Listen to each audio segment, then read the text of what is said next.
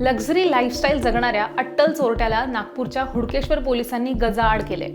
रजनीकांत चानोरे असे हा चोरट्याचं नाव आहे। त्याच्यावरती छत्तीसगड, चंद्रपूर आणि भंडाऱ्यामध्ये चोरीचे गुन्हे दाखल आहेत। ब्रँडेड लाईफस्टाईल जगणारा हा चोरटा 1.5 लाखांचा मोबाईल, आलिशान कार, ब्रँडेड कपडे, घड्याळ वापरायचा आणि त्याचबरोबर महागड्या जिममध्ये सुद्धा जायचा। नागपूर पोलिसांनी अटक करत त्याच्याकडनं सुमारे 18 लाखांचा मुद्देमाल जप्त केलाय। हा चोरटा लग्नघर किंवा मोठे समारंभ असलेल्या घरांनाच टार्गेट करायचा। लग्नानंतर रिसेप्शनसाठी गेलेल्या कुटुंबांच्या घरी तो चोरी करायचा। चोरीच्या पैशातनं प्रयागराज आणि अयोध्येला सुद्धा दर्शनाला तो गेलेला होता आणि तिथनंच येत असताना पोलिसांनी त्याला भोपाळमधनं अटक केली आहे। त्याच्यासोबतचा एक सहकारी मात्र अजूनही फरार आहे।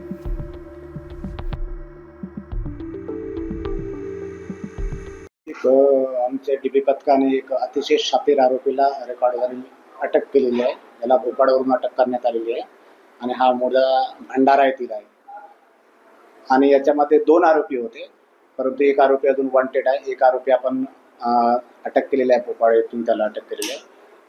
या आरोपीचा मोडस अशी होती का 4 व्हीलर गाडी, वर्ना गाडी आहे त्याच्याकडे, त्या गाडीचा वापर करून तो रेखी करत होता आणि ज्या घरी लग्न समारंभ आहे त्या घरी लग्न समारंभ झाल्यानंतरचा जो दुसरा दिवस असतो रिसेप्शनचा वगैरे, आणि त्यावेळेस रिसेप्शनला घरचे लोक गेले असताना आणि त्या घराला रेकी करून ते टार्गेट करून त्याच्या घरी तो घरफोडी करायचा।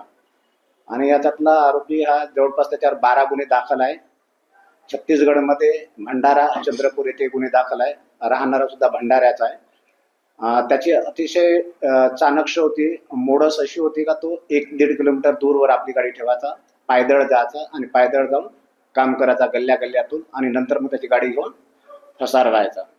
त्याला मोठ्या प्रमाणात जिमचा शौक आहे, ब्रँडेड कपडे, ब्रँडेड मोबाईल वापरण्याचा शौक आहे। आयफोन वापरतो तो, 220 पल्सर गाडी वापरतो तो आणि जिममध्ये एक चांगल्या महागड्या जिममध्ये तो सराव करतो आपला, अशी मोडस आहे। याच्यामध्ये आत्तापर्यंत आपल्याने 5 गुन्हे डिटेक्ट झालेले आहेत त्याच्याकडून, या आरोपीकडून, आणि 5 गुन्ह्यामध्ये त्याचं आरोपीचं नाव आहे रजनीकांत चानोरे।